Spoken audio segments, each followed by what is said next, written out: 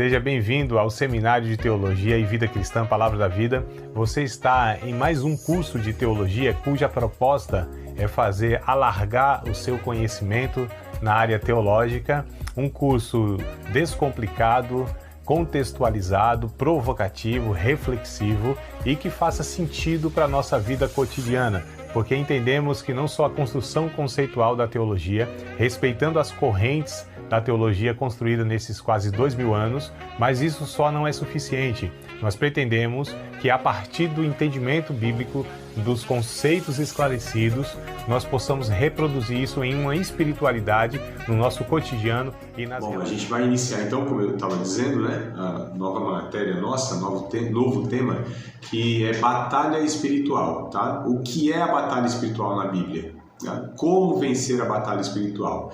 Então, a batalha espiritual é o tipo de conflito, né, que os servos de Deus enfrentam durante suas vidas cristãs, né, contra as forças das trevas. A expressão batalha espiritual, ela não aparece na Bíblia, mas isso não significa que o seu conceito não esteja, ou que esteja ausente na Bíblia, né, ou nas Escrituras. Ao contrário disso. Biblicamente, batalha espiritual é uma realidade que não pode ser subestimada. Mas é verdade que o conceito de batalha espiritual é um dos mais mal compreendidos, né, e distorcidos pelos cristãos. Então veja só. Inclusive a ideia errada de batalha espiritual tem sido amplamente utilizada com a finalidade de semear heresias no meio da igreja. Tá? Por isso é importantíssimo que todo cristão verdadeiro saiba realmente o que é batalha espiritual, né, e qual a sua implicação na vida cristã. Aí nesse estudo bíblico a gente vai entender o que a Bíblia de fato diz sobre a batalha espiritual. Então antes que eu fale o que é, eu quero falar o que não é. Né?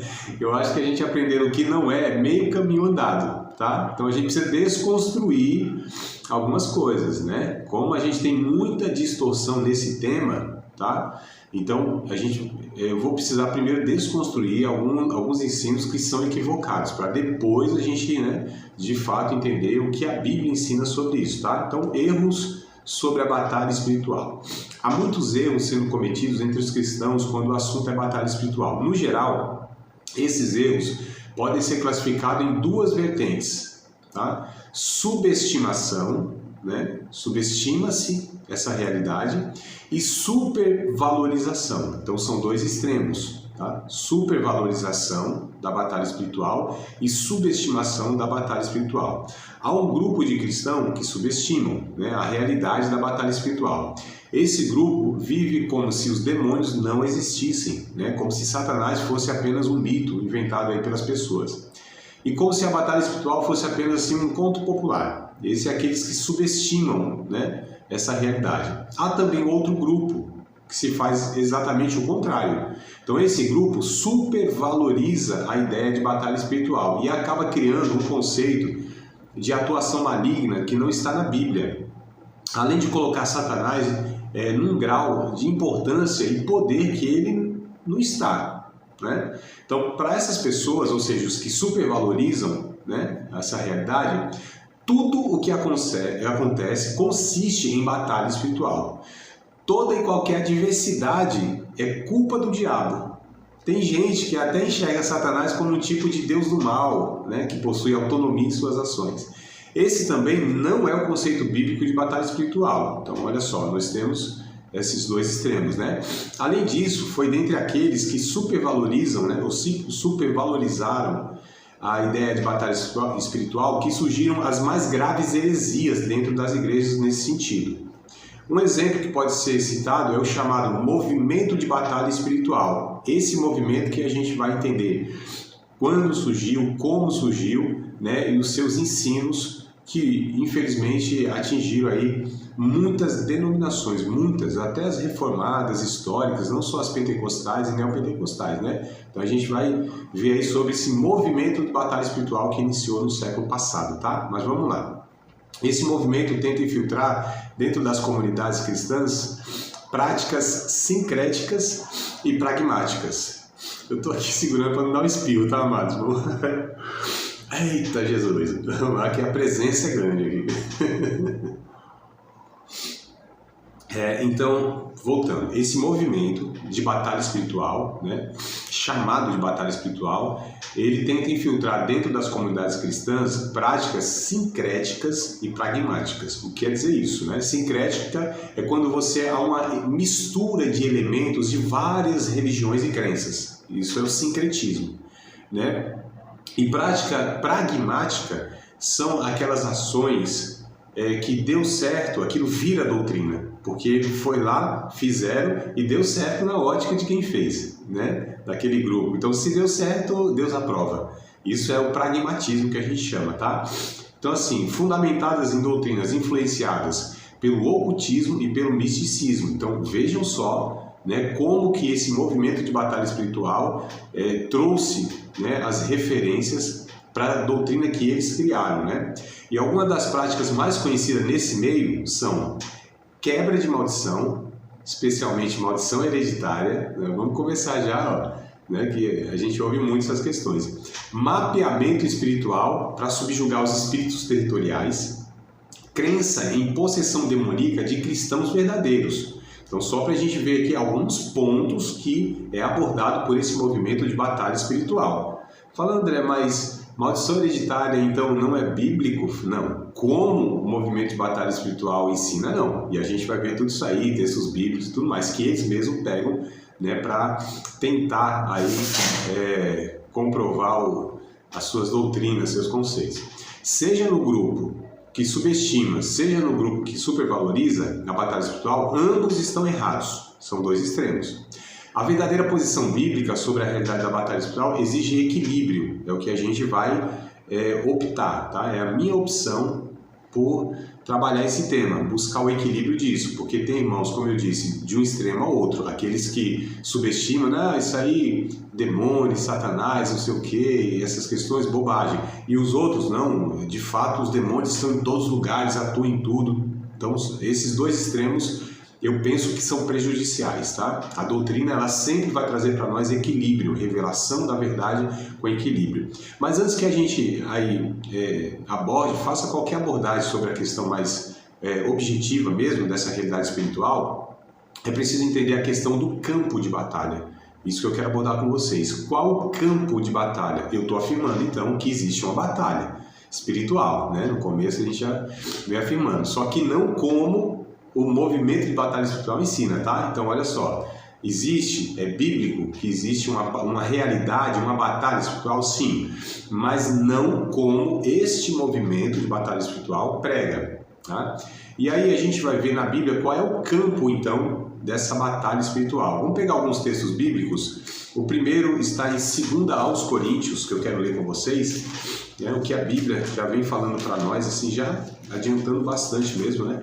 A questão bíblica de entendermos esse assunto, tá? Então, 2 aos Coríntios, capítulo 10, versículos de número 4 e o verso número 5, né? Estou pegando esse texto dentro do contexto que é escrito, tá?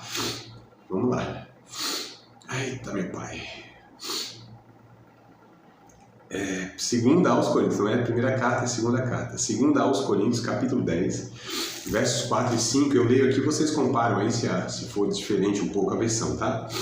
Porque as armas da nossa milícia, da nossa batalha, da nossa guerra, não são carnais, mas sim poderosas em Deus para a destruição das fortalezas, destruindo os conselhos e toda a altivez que se levanta contra o conhecimento de Deus, e levando cativo todo entendimento à obediência de Cristo. Então, Paulo está dizendo que existe sim uma realidade, né, de uma luta, de uma batalha, e essa luta ela se dá inclusive no campo do entendimento. Então, olha só o verso 5, como ele diz, né? O campo do entendimento. O outro texto, que está em Evangelho segundo João, capítulo 8, verso 32, muito conhecido, talvez vocês aí possam citar decor, né, como diz, de memória, né, que é: conhecereis a verdade e a verdade vos libertará. Vamos conferir se é isso mesmo.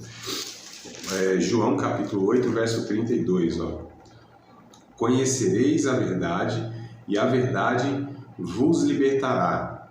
Então olha só, se existe uma batalha espiritual, se existe prisões espirituais, existe então algo que liberta. E aqui a Bíblia diz que é a verdade que liberta, né? Então, qual verdade que Jesus está se referindo aqui? A sua própria palavra, tá? No próprio Evangelho de João, capítulo 17, versículo 17, se vocês quiserem conferir, embora nem coloquei como referência, mas me veio à mente agora aqui, tá?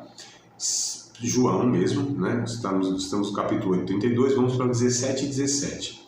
Jesus disse: santifica-os na verdade, a tua palavra é a verdade. Então, essa verdade que Jesus está se referindo, que liberta, é a palavra de Deus, tá? Então, se a gente juntar esses dois textos, para mim a conclusão é óbvia, né? Quando Jesus disse: conhecereis a verdade vai libertar vocês. Então, assim, que verdade é essa que Jesus está falando? A sua própria palavra, né? Ele mesmo disse: eu sou o caminho, a verdade e a vida, que está também em João capítulo 14, verso de número 6. Muito conhecido esses textos, né? Todos esses textos que eu estou citando são muito citados, muito conhecidos. Às vezes fora desse contexto que a gente está tratando aqui, mas faz todo sentido quando a gente pega esses textos, né, nesse contexto que a gente está abordando, que é a batalha espiritual, a questão da verdade e da mentira, por exemplo, tá? Essa é a grande batalha, né? A verdade e a mentira. Qual que é a maior arma de Satanás, né? É a mentira. Então, como que Deus ele combate, por assim dizer, não vou falar de contra-ataque, né? Mas qual é a arma que Deus nos dá, então, para combater a mentira de Satanás? A verdade. Então, é uma coisa quase que óbvia, né? Então, contra a mentira, a gente usa a verdade, tá? Vamos para Efésios, capítulo 6, verso 17. Efésios, capítulo 6, verso 17. Tenham em mente que eu estou abordando isso aqui para falar sobre o campo onde se dá a batalha espiritual. Esse é o ponto, amados, tá bom? Não perca esse fio da meada aqui, não. É onde é o campo, onde se dá, onde acontece essa batalha espiritual, né? Então, Efésios capítulo 6, versículo de número 17, diz o seguinte: tomai também o capacete da salvação e a espada do Espírito, que é a palavra de Deus. Então, olha só, capacete da salvação. Então, por que nessa figura de armadura, né, para o cristão, nessa batalha que ele se encontra? Porque a salvação está aqui na cabeça, e por que precisa do capacete? Para protegê-la. Então, onde se dá essa batalha? Onde se dá a proteção? Na cabeça, né?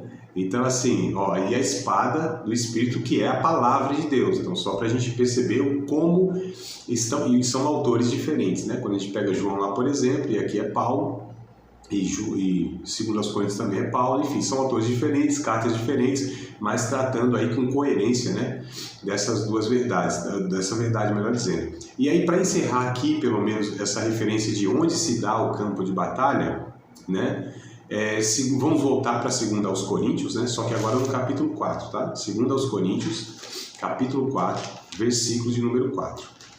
2 aos Coríntios 4 e 4. Afirmando de fato sobre essa realidade na batalha espiritual. Olha só. Nos quais o Deus deste século cegou o entendimento dos incrédulos, para que não lhes resplandeça a luz do Evangelho da glória de Cristo, que é a imagem de Deus. Então, olha o que Satanás ele pretende fazer, cegar o entendimento. Então, amados, eu estou afirmando que o campo de batalha é a mente do homem, tá? É aquilo que nós compreendemos, é aquilo que nós concluímos como verdade e como mentira. Então, a mente do homem não é o coração, no sentido das emoções, dos sentimentos. Isso aqui a gente nem se preocupa. Nossa vida não pode ser pautada, regida pelas sensações, pelas emoções. Não são elas que definem para nós o que é verdade e o que é mentira. Quando eu falei lá sobre o pragmatismo, por exemplo, é isso, né? Se o meu sentimento ele está correto, então essa verdade também, isso aqui, se alguém falou alguma coisa e eu senti, né? Então aquilo deve ser verdade. Não, amados, nossa peneira, né, para a gente analisar se o que está sendo nos ensinado usando a própria Bíblia é verdade, não é porque eu senti a presença de Deus, eu senti que é, e sim por aquilo que é a convicção. A palavra de Deus atingiu a minha compreensão, meu entendimento. Então o diabo cega o entendimento dos incrédulos, para que não lhes resplandeça o evangelho da glória de Cristo. Tá? Então só para a gente entender que o campo de batalha é a mente.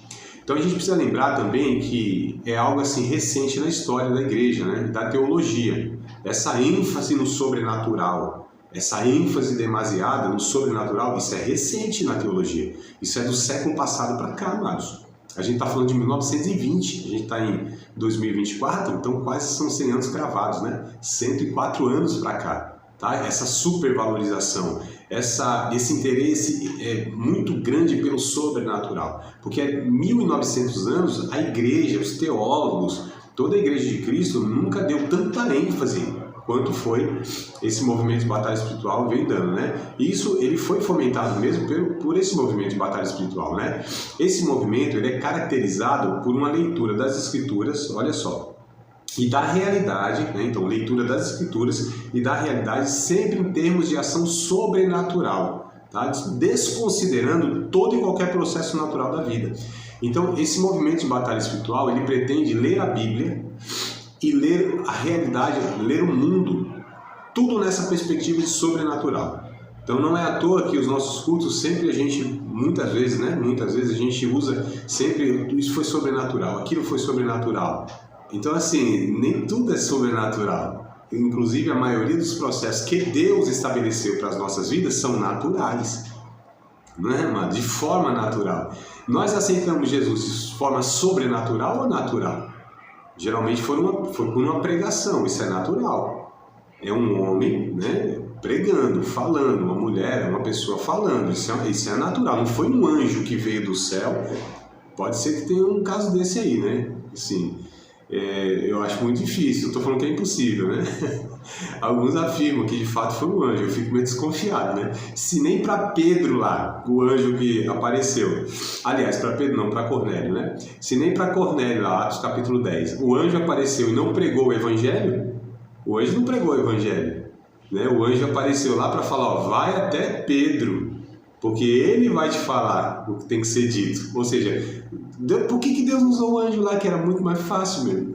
Negócio que dá muito mais resultado, ao invés de aparecer um comedor de feijão igual a gente assim, para o cara acreditar na mensagem divina, mas assim, não é por essa via que Deus ele estabeleceu a pregação do Evangelho. Aliás, 1 Pedro capítulo 1, verso 12, né, tem um texto que dá a entender isso, não é tão objetivo o texto, mas interpretativamente alguns entendem que lá está dizendo que os anjos eles gostariam, eles têm esse desejo de pregar o Evangelho. Talvez eles entendam, né? Talvez não, com certeza eles entendem melhor do que a gente o privilégio que é, né? Você pregar o Evangelho e pessoas serem resgatadas para a eternidade. Então o texto de 1 Pedro 1,12 diz que os anjos, eles queriam, eles atentavam pregar o Evangelho, só que Deus não delegou para eles essa tarefa. Os anjos têm outros ofícios aí, né? No reino de Deus. Mas pregar o Evangelho são os salvos, são os crentes, são a igreja, né? Enfim. Então, assim, só para a gente falar, ó, são coisas naturais. Só que o movimento de batalha espiritual, tudo é extraordinário, tudo é sobrenatural. Amados, se o extraordinário acontece todo momento, deixa de ser extraordinário e passa a ser ordinário. Se tudo que a gente faz, ver, é sobrenatural, é extraordinário, aquilo perde então o sentido das próprias palavras, que é extraordinário. O milagre existe, é um fato. Se você tirar o milagre das narrativas bíblicas, acabou a Bíblia, né? Exagerei um pouco aqui, mas, né, assim, mas pode ter mais de 50% a gente tem que descartar do texto bíblico, né? E tal. O milagre, ele está de Gênesis a Apocalipse, no sentido das realidades. O milagre existe. Deus opera milagre, eu não tenho nenhuma dificuldade com isso, não só porque eu experimentei na minha vida, mas porque a Bíblia ensina isso para os dias de hoje. Só que a vida cristã não é pautada nisso. Nossa espiritualidade não é pautada de milagre em milagre, né? Porque a palavra milagre também traz essa conotação de algo pontual, extraordinário, que aconteceu ali no momento que não é toda hora que acontece. senão vira corriqueiro, amados. Né? Mas essa ideia de tudo é sobrenatural e espiritualiza tudo, isso é muito perigoso, tá? É o desequilíbrio, né? Aí eu quero destacar aqui alguns nomes importantes nessa propagação do movimento de batalha espiritual, tá? Talvez, se vocês quiserem, eu pego lá e coloco a lista lá no grupo, lá, para vocês terem, se não der tempo de anotar, né? Mesmo porque a maioria dos nomes aqui que eu vou falar são norte-americanos e tal, então talvez aí não, a minha pronúncia não é das melhores, né? Mais ou menos língua estranha eu falo, mas aqui o inglês aqui não tá tão bom. E ainda com essa voz fanha, mas depois eu coloco a lista para vocês lá no grupo, se vocês me cobrarem lá, tá bom? Então vamos lá, ó. Esses propagadores desde lá do início de 1920. Essek William Kenyon é um deles. Se vocês lerem qualquer coisa, se tiver esse nome, pode ter certeza, esse aqui é o que principiou toda essa heresia de movimento de batalha espiritual. Não com o nome, né, batalha espiritual, mas é ele que veio trazendo essas distorções. Essek William Kenyon. O segundo é Kenneth Irving Reagan, ou Kenneth Reagan, mais conhecido aqui no Brasil como Kenneth Reagan, que é quem é o mentor do R.R. Soares, aqui da Igreja da Graça, né? Internacional da Graça. Então, assim, o Kenneth Reagan é o mentor do R.R. Soares, tá? Um dos, né, principais líderes aqui da Igreja no Brasil, Internacional da Graça, né? O R.R. é o Romildo Rodrigues Soares. Ele é quem propaga também muito aí esse movimento de batalha espiritual. Depois, mais pra frente, a gente vai ver isso, tá? Vamos lá, a Lininha tá chegando aqui também. Bora, Aline, tá na segunda aula, mas você pode entrar na segunda aula, amada. Se a inspetora liberou você, passou pela diretoria, então bem-vinda. Boa noite, gente. Boa noite, amada. Bem-vinda, tá? Vamos lá, então eu tô falando sobre os propagadores, né? Desse movimento de batalha espiritual. Essek William Kenyon, Kenneth Reagan, William Marion Branham, acho que é assim que pronuncia, né? William Marion Branham, né? Que tem o B-R-A-N-H-A-M, Branham. Esse William Marion Branham também escreveu um bocado de coisa, é um dos teólogos desse movimento de batalha espiritual. Um conhecidíssimo aqui, que foi aquele que nos Estados Unidos, em um período aí do século passado, né? Alguns anos atrás, 70 anos atrás, mais ou menos, se não me falha a memória, ele foi um dos grandes pregadores televangelistas, né? Escreveu bastante livros também, que é o Oral Roberts, tá? Oral Roberts também é um desses propagadores. T.L. Osborne, outro também. T.L. Osborne, né? É um dos caras que propagou bastante, tem muita coisa escrita. Peter Wagner, outro também escritor aí, né, e pregador desse movimento. Aí no Brasil, a gente tem, ainda vivo, né, Valnice Milhomens, tá? Né? Valnice Milhomens. A Valnice Milhomens, ela era década de 80, se não me falha a memória aqui, tá, Márcio? Ou no final da década de 70 ali, 79, talvez para 80, 82, alguma coisa assim. Ela era uma missionária batista, foi enviada para a África, né? Então, nesse contato lá com a África e tal, quando ela volta, 85, 87 talvez, aí ela vem trazendo toda essa teologia da batalha espiritual. Então, Valnice Milhomens, né? Tá aí. Quem faleceu há uns 20 dias atrás, ou 30 dias atrás, foi a Neuza Itioca. A Neuza Itioca talvez seja a maior representante, né? Estava viva até 3 semanas atrás aí. O que me assustou na sua morte não foi a sua morte. O que me assustou foram as homenagens dos pastores, não só da região minha aqui, mas de outros lugares, sobre ela, né? Mas ela é uma herética de carteirinha, mas é uma coisa horrível, né? O que ela ensina, ou ensinava, escrevia e propagava, enfim. E as pessoas têm como uma referência desse tema. Então, assim, a gente tem uma lacuna no nosso país, na verdade, né, de teólogos que falem sobre isso. Então, quem entra quando existe um vácuo, quando tem um buraco? Quem entra? Os heréticos, né? Quando não tem pessoas que, de fato, se debruçam sobre isso. Apesar que tem, né? O Paulo Romero, por exemplo, que eu falei para vocês aí.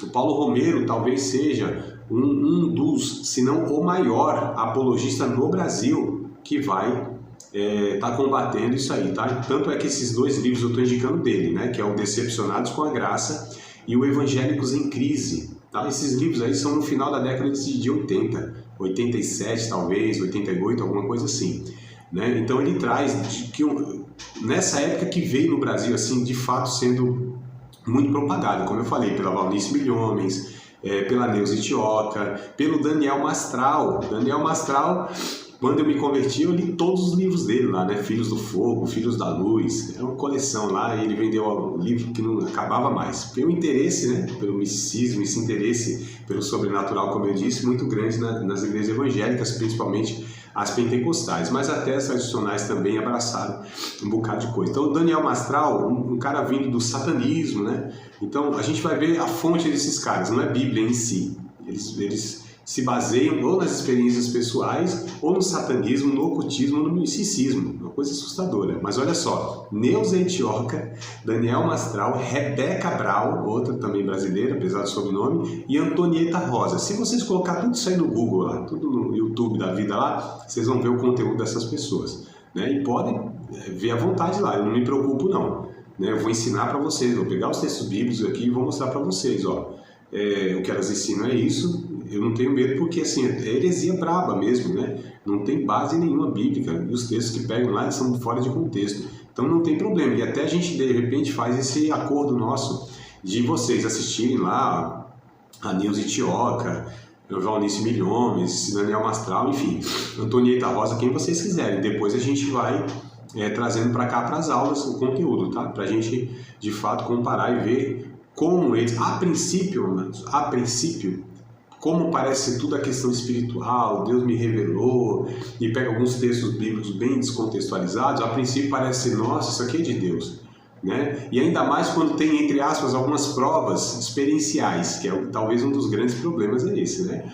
Que eles fazem que suas experiências pessoais, elas se tornem doutrina, ensinamento. E nós só temos uma fonte de doutrina, que é a palavra de Deus. Então, eu posso até ter uma experiência pessoal. Irmão, apareceu um anjo aqui enquanto eu estava dando aula para vocês. O anjo, ele tinha, assim, 12 asas, eu contei. Era 6 de um lado e 6 do outro. Ele tinha, assim, um chapéuzão brilhante. Eu posso até ter visto isso. Quem é que vai julgar a minha experiência? Quem é que pode falar que eu vi ou não vi? Difícil fazer isso, né? Agora, eu fazer com que isso seja uma verdade doutrinária, aí é outra história. Então, o que acontece muito nesse movimento de batalha espiritual é isso, amados, né? Que eles fazem com que as suas experiências pessoais, elas verdadeiras ou não, eu não sei, né? Algumas eu desconfio. Algumas eu desconfio bastante. Por exemplo, quando eu me converti lá no final da década de 90, 99 ali, até começando os anos 2000, teve o Adão de Campos. Adão de Campos, ele era, acho que um satanista, um trem desse aí. E aí depois, né, se converteu, segundo ele, e falou de um bocado de coisa, que Deus levou ele no inferno, e o inferno tinha isso, tinha aquilo. Amados, é uma coisa tão absurda, porque assim, a gente pega no pulo, né, como diz minha mãe, pega no pulo, porque a Bíblia não ensina que Satanás está no inferno, amados. Né? Então, assim, já percebe que doutrinariamente não se sustenta nunca. E um monte de coisa, o pessoal fica impressionado. Então, assim, a gente precisa ter muito cuidado. Esse tema, aquilo que a Bíblia nos traz como verdade, a gente seguramente a gente aceita. A gente se pauta por aquilo, tá? Pode ter realidades aí, talvez, ou alguns detalhes que a Bíblia não aborda, pode ser. Mas eu não tenho a coragem. Eu sou covarde em alguns pontos, né? Aquilo que a Bíblia não fala com clareza, eu não afirmo com certeza. Alguns irmãos, assim, alguns pastores e pregadores, professores até mesmo, eles querem afirmar categoricamente algumas coisas assim. Eu falei, eu não tenho essa coragem, eu me limito à Bíblia. Né? Eu sou autorizado como um professor de teologia apenas a recorrer à Bíblia quando o assunto é doutrina. Tá? A gente recorre a outras fontes, quando são questões culturais, históricas, arqueológicas, aí são outras fontes que a gente também utiliza, né? Agora, a afirmação de doutrinas mesmo, aí é a Bíblia, irmãos. Então, eu não me arrisco, né? Parece que é menos interessante porque é uma coisa mais simples. Quando você enfeita o pavão, quando você principalmente fala dessa questão do sobrenatural, parece que é uma sabedoria revelada, parece que é uma coisa assim de um nível superior. Nossa, Deus como revela, como fala com esse irmão, né? Como ele é espiritual, olha que intimidade que tem com Deus. E eu fico olhando de longe e falo, meu Deus, quanta ignorância, quanta heresia, quanto engano em tudo isso, né? Talvez a própria pessoa esteja sendo enganada e enganando a muitos. Então é algo muito perigoso. Eu prefiro ficar na minha simplicidade, mas correr, né, na verdade de Deus, do que se mostrar com uma espiritualidade que atrai de fato, principalmente no nosso país, no Brasil. Ele tem raízes muito místicas, né? Aqui o que dá aqui mesmo, porque assim, o Brasil, o que plantar dá, né? Terra fértil, até heresia dá, né? Então, e principalmente aqui, amados, pelas nossas raízes religiosas, nós nos encantamos com o mágico, com o mítico e com o místico, tá? Então é o mítico, o místico e o mágico. São essas coisas que atraem essas multidões. Se você, por exemplo, juntar um povo para estar estudando a Bíblia, ou para ter uma pregação bíblica de uma pessoa que ela de fato expõe as verdades bíblicas, talvez não tenha muita aderência, por assim dizer, né? Mas se você anuncia que vai ter uma pessoa que ela faz e acontece, mas, né, que tem os dons de curar, que faz um monte de coisa, que Deus revela, aquela coisa toda, ele pode se preparar, porque o lugar vai ficar pequeno, né? Então a gente sempre tem, infelizmente, essas questões aí, muito perigoso. Mas vamos lá. Então esse interesse aí, né, em círculos evangélicos por Satanás, demônios, espíritos malignos, e o misterioso mundo dos anjos corresponde ao surto de misticismo atual, tá? Um interesse crescente no mundo nos dias de hoje pelos anjos maus e bons e pelo oculto, tá? Não só no mundo, mas dentro da própria igreja, né, que busca sempre o miraculoso, o sobrenatural. Então, assim, houve um século e pouco para cá essa retomada, né, desse interesse por seres de outro mundo, né, ET, de fato, o misticismo, o ocultismo, de um século para cá, em todo o mundo, em várias religiões, isso veio assim de uma forma muito forte. Vamos ler um texto de Colossenses, capítulo 2, verso 18. Mas não é de hoje isso. Estou dizendo que de um século e pouco para cá, isso veio nessa crescente, né, esse surto mundial mesmo, é um surto mundial, tá? De várias religiões, inclusive, por interesse, né, por esses seres celestiais e seres demoníacos, e enfim, e tudo isso aí, ele não é de hoje, né? Aqui na carta aos Colossenses, por exemplo, e a carta aos Colossenses, ela tem um tema que é bem interessante, que é Cristo como cabeça, Cristo como sendo o próprio Deus. Então Paulo aborda nessa carta aos Colossenses o seguinte tema: a divindade de Cristo, a centralidade de Jesus, tá? E aí ele adverte, ele dá uma bronca, né? Faz uma correção aos irmãos aqui na igreja, na cidade de Colossos, aqui no capítulo 2, por exemplo, verso 18, da seguinte maneira: ninguém vos domine ao seu bel prazer, com pretexto de humildade e culto dos anjos, metendo-se em coisas que não viu, estando em vão inchado em sua carnal compreensão. Olha só, eu não sei se na versão de vocês está um pouco diferente aí, Colossenses 2,18, se tem alguma coisa mais específica, mais clara do que eu li aqui, pode compartilhar, amados. Se trouxer aí mais compreensão do que Paulo diz para os irmãos lá, no meu tem essa versão aqui, né? Ninguém vos domine ao seu bel prazer, com pretexto de humildade e culto dos anjos, metendo-se em coisas que não viu, estando de balde inchado em sua carnal compreensão. Se tiver, se vocês quiserem compartilhar, abre o microfone aí, compartilha, tá?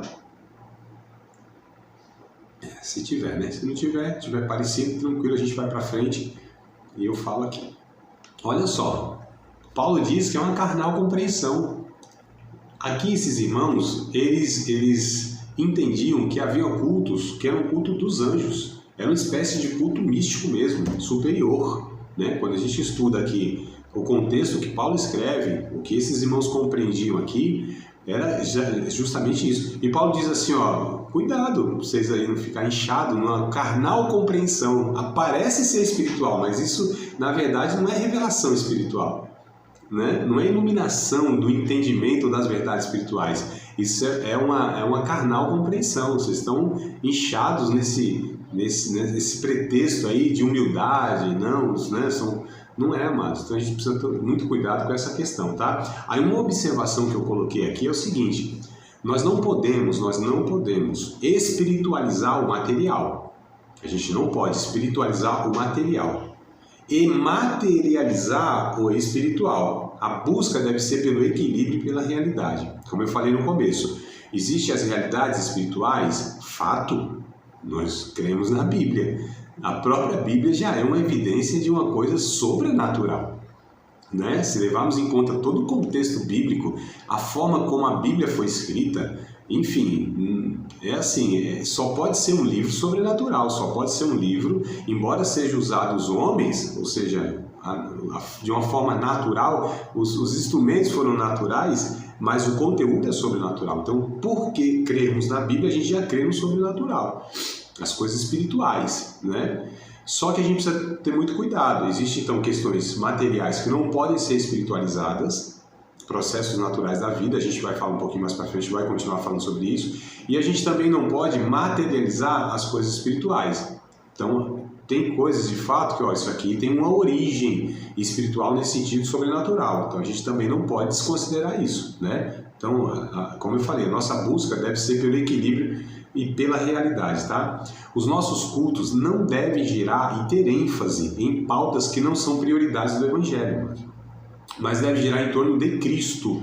Os cultos cristãos é Cristo que tem que ser a evidência. Não é um demônio, não é expulsão de demônio, entrevista de demônio, é uma coisa horrível, amados.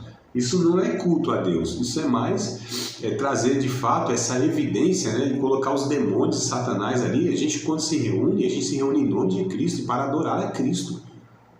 Tá? Então é Jesus que é o centro ali daquela reunião, daquele encontro, daquela situação lá. A gente está ali para glorificar a Cristo, adorar a Cristo, louvar a Cristo, as músicas, tudo. Se aparecer alguém lá, de alguma maneira tiver uma pessoa possessa de demônios, a gente expulsa em nome de Jesus e continuamos louvando a Jesus, né? Então a gente não se reúne lá para ficar entrevistando demônio, dando holofotes a demônios, né? Então expulsa. É interessante assim, mas olha só que coisa terrível. O áudio está travando, Rodrigo? Vê aí se voltou, às vezes dá uma oscilação. Não sei se de repente é só o seu ou é dos demais também. Os irmãos podem me dar um retorno aí? O Rodrigo me falou aqui que está travando um pouquinho o áudio. Como que está aí os demais irmãos? Voltou? Tá tudo tranquilo? Tá? Então vamos seguir aqui, mas vão me avisando. Obrigado, viu, Rodrigo, por avisar aí. Então vamos lá. Essa questão, eu fico impressionado, né? Olha só, eu vejo alguns irmãos, às vezes pastores e pregadores e tal, e falam: isso aqui é um espírito da pombagira. Esse aqui é o Zé Pilintra, esse aqui é o Exu Caveira, Sete Flechas, Tranca-Rua, Maria Mulambo, o Preto Velho, o Exu Mirim, e vai nomeando assim na lista. Eu falo: nossa, onde tiraram esses nomes, amor? Qual o texto bíblico? De que teólogo na história, né, dos 2000 anos aí, os teólogos, Agostinho, São Tomás de Aquino, Calvino, Armínio, enfim, as centenas de teólogos, qual deles foi a referência? Nenhuma. De onde é tirada essas informações? O Espiritismo. Então, como assim? A gente está pegando declarações e afirmações do Espiritismo, do Satanismo, de onde for, e a gente afirma que aquele espírito, a entidade tal, o nome é esse? Como assim? Então, como eu volto aqui a falar, a nossa fonte, amados, declaração de verdade é a Bíblia. A Bíblia não denomina, né? Então, assim, tem uns lá que eles pegam lá Asmodeu, Leviatã, e, enfim, tem um bocado assim, sabe? Você fala: mas calma aí, como que eu sou cristão, estou afirmando, né, que aquele demônio X, ele tem um nome X, e aí eu estou declarando isso como uma verdade. É assim, se a gente só declara uma verdade a partir da Bíblia, nesse sentido doutrinário, então muito complicado, né? Vamos lá, amados, para frente, estou me segurando aqui, tá fácil nessa gripe. Então, assim, a característica maior da igreja evangélica não deve ser as crenças em milagres. Característica maior, tá? Como eu disse, os milagres fazem parte, mas não é o que distingue. Nós não vivemos por causa do milagre, em busca do milagre. Nós não giramos em torno de um milagre, né? Até estou lembrando de uma música aqui, né? Eu vivo de milagre. Tem uma música aí parecida assim, mas me ajudem aí, né? Eu sou um milagre, eu vivo de milagre. Me lembrei agora dessa música. Então, música pior do que essa, eu não sei se tem. Assim, nesse sentido que a gente está falando aqui. Porque tem um monte de heresia que a gente canta. Um monte. A gente prega heresia, a gente canta heresia. E me parece que mais onde a gente mente são nas músicas. Um teólogo disse isso, né? Quando a gente mais mente são nas músicas. Então, a himnologia de uma igreja mostra a sua teologia. Quando os hinos, as músicas são ruins, pode ter certeza que a teologia da igreja é ruim, né? Acompanha. Um pastor zeloso, um pastor que é cuidadoso, ele também vai pastorear os músicos nas músicas, tá? Então ele não vai delegar aos músicos assim, ó, a responsabilidade doutrinária, porque os primeiros que ensinam a congregação são os músicos, né? Pelas próprias músicas. E as músicas parece que elas têm um poder muito mais de fixar mesmo, né, o que é falado do que a pregação em si. A música, toda a técnica, né, tudo que envolve ali as emoções e tudo mais, né, o cantado, a nossa memória parece que absorve de uma forma. Tem coisas que eu aprendi no hebraico, do professor lá que me ensinou hebraico, quando eu estudei, ele ensinou alguns textos da Bíblia em hebraico, né, nós cantávamos em hebraico e eu lembro da música até hoje. Né? Tanto é que eu reencontrei algum dia, eu falei, pastor, pega o violãozão, vamos cantar aquela música. Ele falou, rapaz, você lembra? Eu cantei a música em hebraico, porque fixa mesmo, né? Então a nossa, não que eu manjo no hebraico não, tá, Matos? Mas a técnica que ele usou lá é mais mérito dele do que meu, né?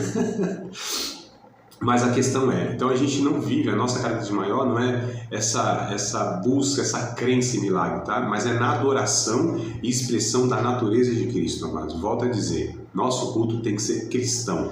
Os temas, as abordagens, a evidência, quem tem que brilhar em tudo isso é Jesus. É Cristo nosso Senhor, tá? Não são os demônios, Satanás, porque tem culto aí que Satanás é muito mais falado, os demônios, como eu falei, essa lista aí, né, aparece muito mais do que os apóstolos, por exemplo. Você tem alguns cristãos que fala os nomes dos 12 apóstolos, não sabe, mas fala o nome das entidades, aí sabe todos de qual e tal, e fala até de características dele, fala, tem alguma coisa errada nisso aí, não tem? Então, o perigo de dar ênfase a isso, né, é que nos levará à tendência de transferir responsabilidades para Deus, de transferir responsabilidade para Deus e para os demônios. Quando a gente não entende essa realidade e a gente desconsidera a realidade da natureza humana, por exemplo, a gente vai falar disso mais para frente, a gente transfere as responsabilidades ou para Deus ou para os demônios, tá? Vou pegar um texto de Tiago, capítulo 2, verso 14 a 17, para a gente exemplificar isso aqui. Tiago, capítulo 2, verso 14 a 17. Só para a gente entender. Tem coisa que a gente quer jogar na conta ou de Deus ou do demônio, né? E a gente desconsidera a pecaminosidade humana, por exemplo, tá? Daqui uns 3 minutos eu vou fechar aqui a transmissão e a gente fica, né, essa ao vivo, né? E a gente fica aqui só nos bastidores, tá? Se prepare aí para esses 10 minutos vocês prepararem alguma pergunta ou algum comentário do que nós estamos falando até agora.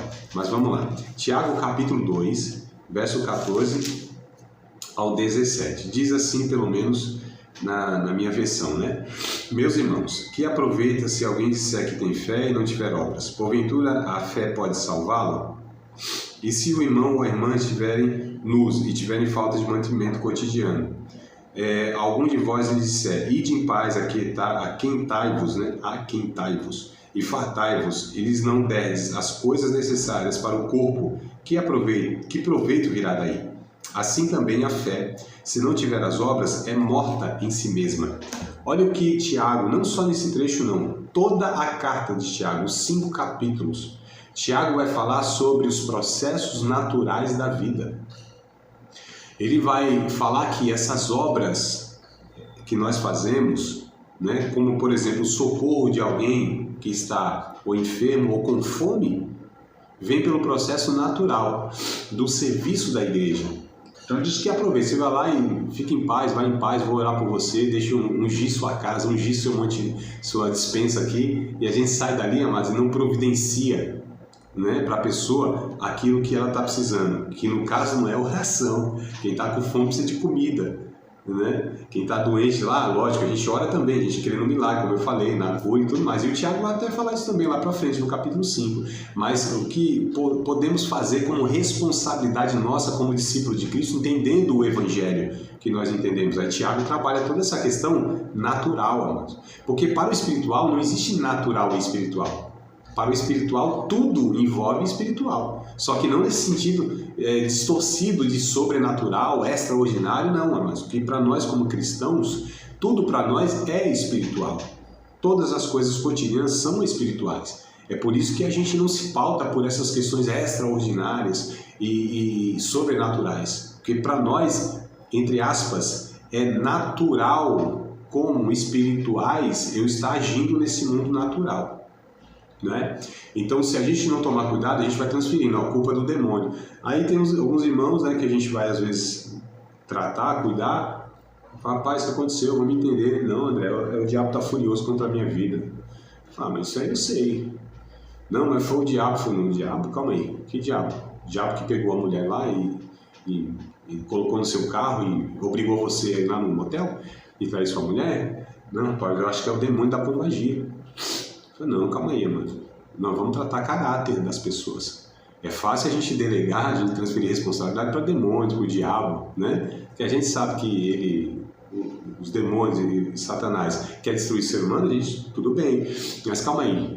O quão isso é responsabilidade do indivíduo, né? O quão é a distorção de caráter. E até quando os demônios têm influência sobre a vida, principalmente em cristãos, porque esse movimento de batalha espiritual, ele vai falar que cristãos verdadeiros, eles podem ficar endemoniados, que isso é uma heresia absurda. Aí a gente vai ver daquelas ideias de brecha, deu brecha, se você der brecha, o diabo vai lá e entra. A gente tem esses termos, eles não são neutros, eles não são inocentes.